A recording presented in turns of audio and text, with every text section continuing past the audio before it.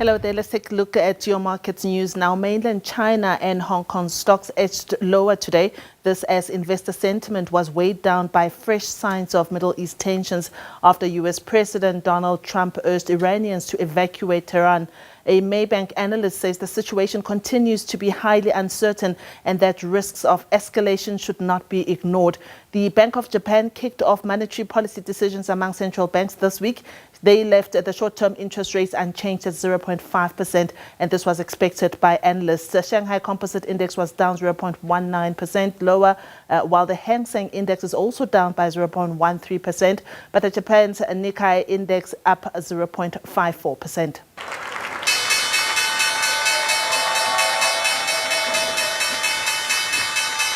Global stocks wavered and oil prices also rose today as conflict between Israel and Iran entered its fifth day.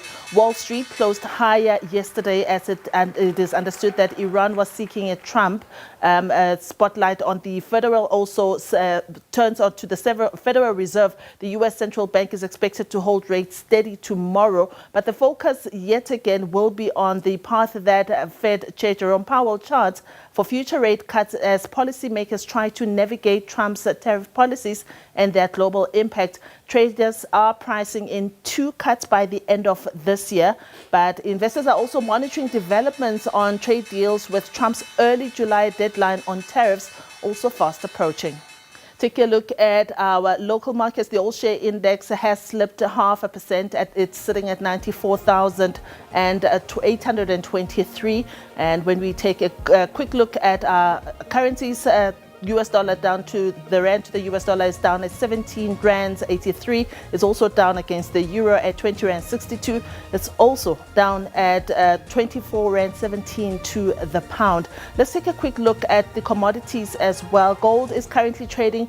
It's up at $3,393 an ounce. Platinum is at $1,266 an ounce. Brent crude oil is now at $74.42 per barrel.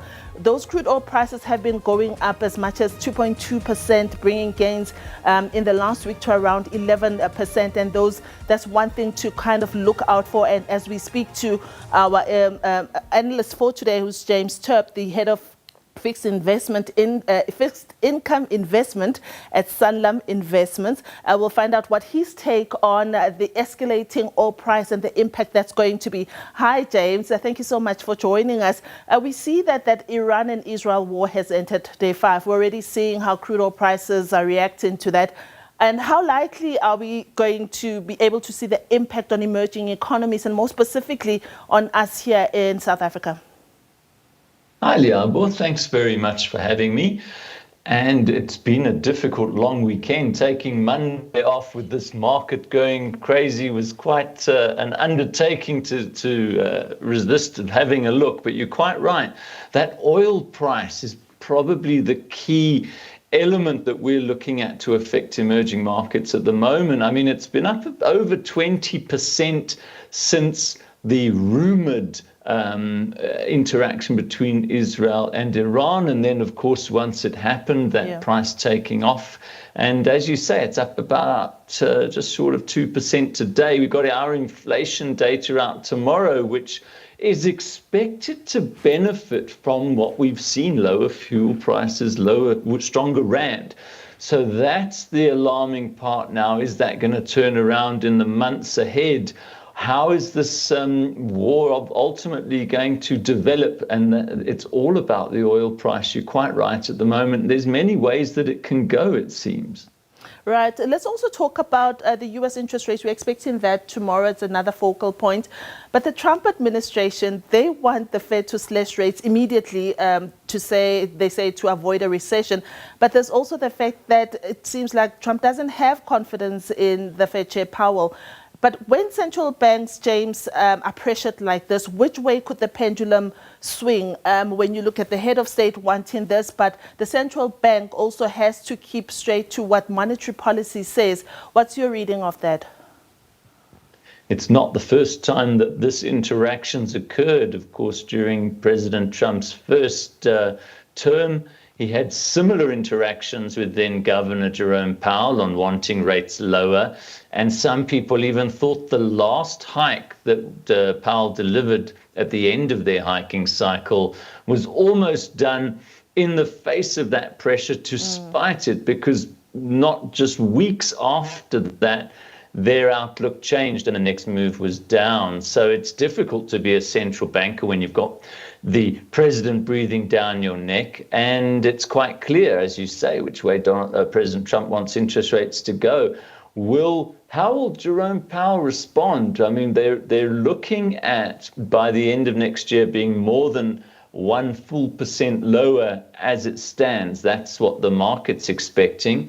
And of course, there's lots of pressure on the economy at the moment. And with the heat of this global geopolitical volatility, will the pressure really be on for them to cut sooner than expected? It's a difficult one. I wouldn't want to be the central banker at the moment.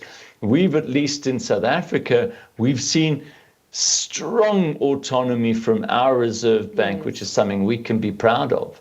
Right. Let's come back home, James. We're expecting May figures for inflation to be released by SABC tomorrow. They've stayed steady, but below 3%. The last print was 2.8%, and looks like they could stay put even tomorrow. And I know that while our viewers appreciate that cut in interest rates that we saw recently, food inflation in the last print was the upward driver. How likely is this likely to continue? Because they will say, but Diabo, you're talking about food inflation going up. In fact, we're feeling it even more in our pockets. What's your reading at Sanlam? Well, I spoke to our economist, Patrick Buthelezi, who's a guru on forecasting inflation, and his expectation hasn't changed. It's going to be still at 2.8%. He says there's two obviously critical inputs, and that's this lower fuel price being offset, as you correctly said, by ever more higher food prices. So he's thinking it's flat at 2.8. That's the position here at Sanlam. He does reinforce, though, that he sees this as the bottom and that it starts heading up from there. So heading up and averaging around the middle of the target of around 4.5 for next year. So that's the thinking here at Sanlam. Yeah, did he mention anything about core inflation and which way it's likely to go?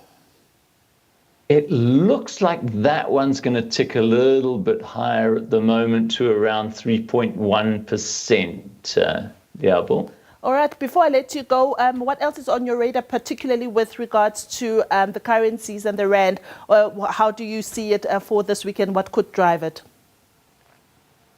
I think it's all about geopolitics at the moment. Of course, a big change in inflation could influence the rand, but I think otherwise it's going to be eyes on screen for developments between Iran and Israel and the US, and whether they're drawn into it in any way, or do they draw Iran back to the table on nuclear discussions. The rand's holding up quite well, it must be said, still sitting around 1780 levels. It's bouncing off 1770 quite a bit.